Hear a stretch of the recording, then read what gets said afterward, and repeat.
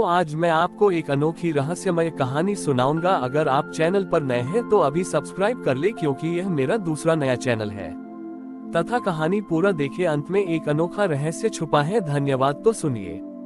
बहुत समय पहले एक ऐसा नगर था जिसका नाम आवरणपुरी था। आवरणपुरी के लोग अपनी चतुराई और दिखावे के लिए जाने आते थे। वे बाहर से बहुत धार्मिक, विनम्र और ईमानदार दिखते थे, लेकिन अकेले में या छिपाकर वे अक्सर छोटे मोटे बेईमानी के काम करते थे। उन्हें लगता था कि जब कोई देख नहीं रहा है तो उनका कार्य गलत नहीं है।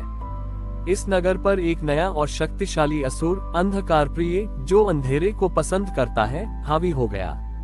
अंधकार प्रिय की शक्ति ये थी कि वह लोगों के गुप्त और निजी कर्मों को सामूहिक चेतना से छिपा देता था। उसके प्रभाव में नगर में एक अजीब सी स्थिति आ गई। यदि कोई व्यक्ति किसी गरीब को चुपचाप दान देता था तो वह दान किसी को दिखाई नहीं देता था, लेकिन यदि कोई व्यक्ति छिपाकर किसी का छोटा सा नुकसान करता था तो वह नुकसान भी सामूहिक चेतना से अदृश्य हो जाता था। परिणाम ये हुआ कि लोग बुराई करने लगे, क्योंकि उन्हें लगता था कि उन्हें कोई फल नहीं मिलेगा, और अच्छाई करना छोड़ दिया क्योंकि उन्हें लगता था कि उन्हें कोई यश नहीं मिलेगा। नगर में धार्मिकता का बाहरी दिखावा तो था, पर आंतरिक सच्चाई पूरी तरह समाप्त हो गई थी। हर कोई अपने अपने गुप्त कर्मों के अंधेरे में जी रहा था। देवताओं ने देखा कि यह शत्रु लोगों की नैतिकता की नींव को हिला रहा है। तब माँ दुर्गा ने अवतार लिया। इस बार वह अपने तीसरे नेत्र को पूर्ण रूप से खुला रखे हुए थी और उनके हाथों में एक साधारण दिया था, जिसकी लौ अत्यंत स्थिर थी। माँ दुर्गा आवरणपुरी के केंद्र में आई, जहाँ अंधकार प्रिय का प्रभाव सबसे अधिक था। अंधकार प्रिय ने माँ को देखकर घमंड से कहा, देवी, आप क्या करेगी? आप रोशनी बढ़ा सकती हैं, पर लोगों के मन के अंधेरे को कैसे मिटाएंगी? मेरे राज्य में हर कोई अपने कर्मों को छिपाकर जीता है। माँ दुर्गा ने शांत स्वर में उत्तर दिया, तारांकन अंधकार प्रिय, तुम लोगों के कर्मों को छिपा सकते हो, पर उन्हें मिटा नहीं सकते। मैं इन लोगों को दिखाऊंगी कि प्रकाश केवल बाहर नहीं होता, वह तुम्हारे हर कर्म में निहित होता है। माँ ने अपने तीसरे नेत्र की शक्ति से उस दिए की लौ को अत्यंत सूक्ष्म बना दिया, इतना सूक्ष्म कि वह दिखाई नहीं दे रही थी। उन्होंने लोगों से कहा, आज से तुम जो भी काम सच्चे दिल से करोगे, तुम्हारा मन उस दिए की लौ बन जाएगा। यदि तुम्हारा कर्म शुद्ध होगा तो लौ स्थिर रहेगी। यदि तुम्हारा कर्म झूठ पर आधारित होगा तो लौ कांप उठेगी, भले ही कोई न देखे। पहले लोगों ने इसे एक खेल समझा। एक व्यापारी ने चुपके से नाप तौल में बेईमानी की। भले ही किसी ने नहीं देखा, पर उसे अपने भीतर अजीब सी बेचैनी महसूस हुई, मानो उसका आंतरिक दिया कांप उठा हो। दूसरी ओर एक किसान ने चुपचाप अपने पड़ोसी के खेत को पानी दिया।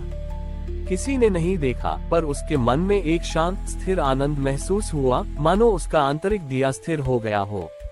धीरे धीरे लोगों को एहसास हुआ कि उनके कर्मों का परिणाम दुनिया नहीं, बल्कि स्वयं उनका मन दे रहा है। खुशी पाने का एकमात्र तरीका था ईमानदार कर्म करना, चाहे कोई देखे या न देखे। अंधकार प्रिय तब तक शक्तिहीन हो गया जब तक लोगों ने जानबूझकर बुराई करना छोड़ दिया और छिपाकर अच्छाई करना शुरू कर दिया। माँ दुर्गा ने अंत में अपना दिव्य रूप प्रकट किया। उन्होंने अपने तीसरे नेत्र से प्रकाश फैलाया, जिससे नगर के हर व्यक्ति का स्थिर आंतरिक दिया प्रकाशित हो उठा।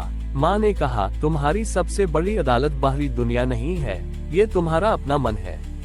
मेरी पूजा का अर्थ केवल मंदिरों में नहीं, बल्कि तुम्हारे हर गुप्त कर्म में ईमानदारी को बनाए रखना है। जो तुम छिपाते हो वही तुम्हें कमजोर करता है, जो तुम ईमानदारी से करते हो वही तुम्हें मुक्त करता है। इस प्रकार दुर्गा पूजा का पर्व कर्मों की पारदर्शिता, आंतरिक शुद्धता और छिपी हुई बेईमानी पर सत्य की विजय का प्रतीक बन गया। आवरणपुरी में आंतरिक शुद्धता का पाठ सीख लिया गया था। लोग अब ईमानदार कर्म करते थे, क्योंकि उन्हें पता था कि उनका आंतरिक दिया उनके मन में तुरंत खुशी या बेचैनी पैदा करता है। अंधकार प्रिय की शक्ति समाप्त हो गई थी, लेकिन जल्द ही एक नई चुनौती सामने आई, अतीत की छाया। जब लोगों ने ईमानदारी से जीना शुरू किया तो उन्हें अपने अतीत के गुप्त बुरे कर्म याद आने लगे। हर कोई अपने पुराने झूठ, छिपाई गई बेईमानी और अनदेखे पापों को याद करके दुखी होने लगा। उन्हें लगता था कि उनका वर्तमान शुद्ध होते हुए भी उनका अतीत उन्हें कभी शांति नहीं देगा। इस अतीत के बोझ ने एक नया दैत्य, पश्चाताप जाल, रिपेंटेंस ट्रैप पैदा किया। पश्चाताप जाल लोगों को उनके पुराने कर्मों के लिए इतना अधिक दंडित करता था कि वे वर्तमान के आनंद को महसूस नहीं कर पाते थे। तारांकन जो व्यापारी कभी बेईमान था, वह अब अपने मुनाफे से डरता था, ये सोचकर कि यह अतीत के पाप का फल है। तारांकन जो पड़ोसी कभी दूसरों की निंदा करता था, वह अब किसी से बात करने से डरता था कि कहीं वह फिर से कोई गलती न कर दे। नगर में शुद्धता तो थी, पर हल्कापन और खुशी गायब थी। हर कोई अपने अतीत के अदृश्य भार से दबा हुआ था।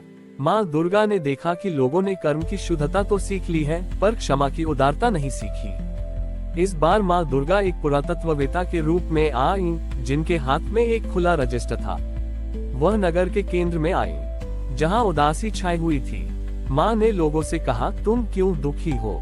तुम अब शुद्ध कर्म कर रहे हो। लोगों ने कहा, माँ, हम जानते हैं कि हम शुद्ध हैं, पर हमारा अतीत का लेखा जोखा हमें सोने नहीं देता।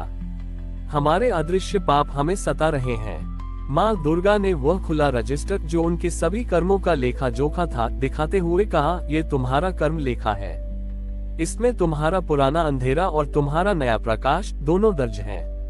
पश्चाताप जाल चाहता है कि तुम केवल पुराने अंधेरे को देखो। माँ ने समझाया, सच्ची शुद्धता अतीत को मिटाने में नहीं है, क्योंकि तुम ऐसा नहीं कर सकते। सच्ची शुद्धता अतीत को स्वीकार करने और उस पर वर्तमान के प्रकाश को डालने में है। उन्होंने एक सरल कार्य करने को कहा, आज से जब भी तुम्हें अपने पुराने पाप याद आए, तो उन्हें दंड मत मानो, बल्कि एक सबक मानो। और हर बार उस अतीत को याद करने के बाद वर्तमान में कोई नया और शुद्ध कर्म करो, जैसे किसी को मुस्कान देना, किसी की मदद करना। माँ ने आगे कहा, जब तुम वर्तमान के शुद्ध कर्म से अपने अतीत को स्वीकार करते हो, तो तुम वास्तव में उसे क्षमा कर देते हो। अतीत की गलती एक कांटा थी, पर तुम्हारा वर्तमान का अच्छा कर्म उस घाव पर मरहम है। माँ दुर्गा ने एक अंतिम बात कही, पश्चाताप जाल की शक्ति तुम्हारे खुद को क्षमा न कर पाने में थी। मेरी पूजा तभी पूर्ण होती है, जब तुम पहले खुद को और फिर दूसरों को उदारता से क्षमा कर देते हो। लोगों ने तुरंत यह अभ्यास शुरू किया।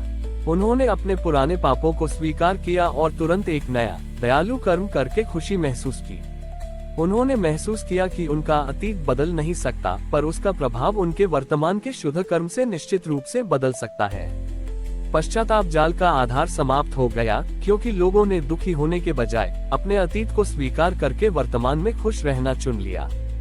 इस प्रकार दुर्गा पूजा का पर्व कर्मों की शुद्धता के साथ साथ आत्म क्षमा, उदार स्वीकार्यता और वर्तमान में जीने के आनंद का भी प्रतीक बन गया। हमारी और भी आध्यात्मिक एवं अनोखी कहानियां देखने के लिए हमारे चैनल पर जाएं तथा धार्मिक एवं पौराणिक अनोखी कहानियां हमारे चैनल पर है। कृपया जाके देखें तथा हमारे चैनल को सब्सक्राइब करके रखें और वीडियो लाइक जरूर करें। धन्यवाद।